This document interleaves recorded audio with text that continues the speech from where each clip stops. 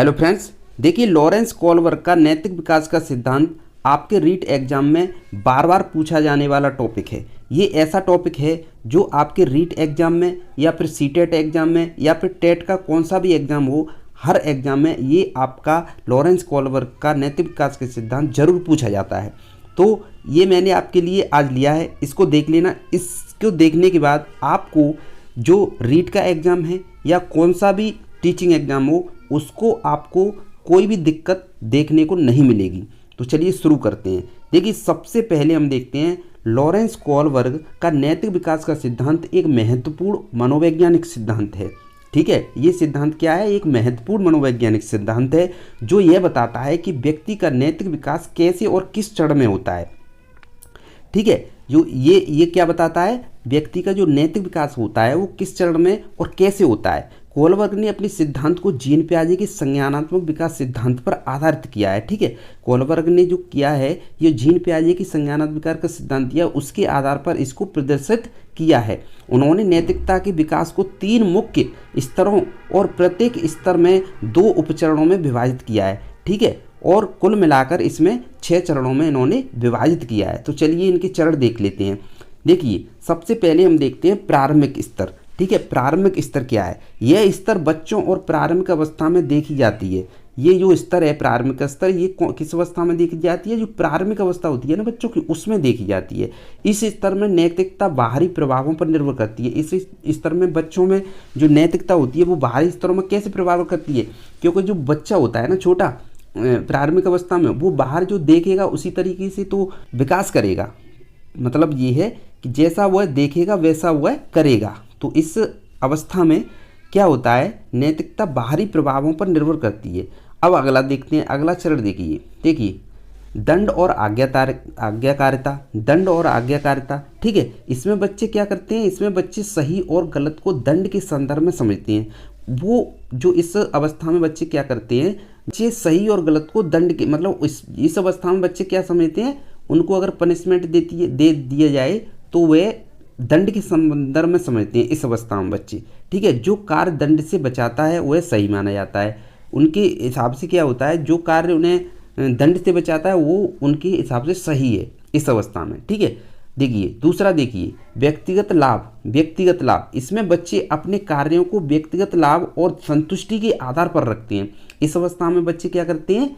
अपने कार्यों को व्यक्तिगत लाभ और संतुष्टि, यानी व्यक्तिगत लाभ, उन्हें लाभ हो रहा होगा तो रखेंगे, और संतुष्टि हो जाएगी उन्हें तो ठीक है, नहीं तो वो कुछ होगा ही नहीं। ये उनका मतलब होता है हमें लाभ होना चाहिए इस अवस्था में। तो देखिए यदि मैं तुम्हारे लिए कुछ करूँगा तो तुम मेरे लिए कुछ करोगे। इस अवस्था में बच्चों का मतलब ये होता है कि अगर तुम मेरे लिए कुछ कर रहे हो तो मैं तुम्हारे लिए कुछ कर दूंगा।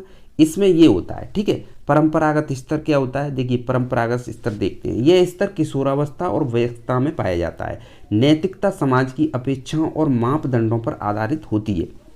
जो परंपरागत स्तर होता है वो क्या होता है? ये किशोरावस्था में पाया जाता है और वयस्कता में पाया जाता है। ठीक है, अब देखिए अगला देखते हैं, अगला चरण देखते हैं, तीसरा अच्छा बच्चा या अच्छी लड़की। ठीक है, इसमें मतलब उन्हें धन्यवाद, उन्हें मतलब उनकी कहने का मतलब ये है कि उनकी बढ़ाई करनी चाहिए इस अवस्था में। तो अच्छा लड़का अच्छी लड़की। अब देखिए अगला देखिए नैतिकता का निर्धारण दूसरों की स्वीकृति और प्रशंसा पर आधारित होता है। ठीक है, अब देखिए आगे देखते हैं, जैसे कि मैं ऐसा करूँगा ताकि लोग मुझे अच्छा समझें।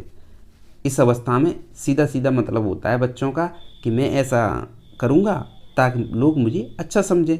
अब देखिए चौथा चरण क्या कहता है? कानून और व्यवस्था। ठीक है, कानून और व्यवस्था, इसमें व्यक्ति समाज के नियमों और कानूनों का पालन करता है।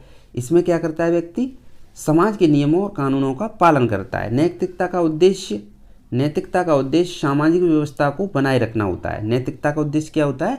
सामाजिक व्यवस्था को बनाए रखना होता है। उत्तर परंपरागत स्तर, ये कौन सा होता है? उत्तर परंपरागत स्तर, यह स्तर वयस्कता के उच्च स्तर पर होता है। यह स्तर क्या होता है?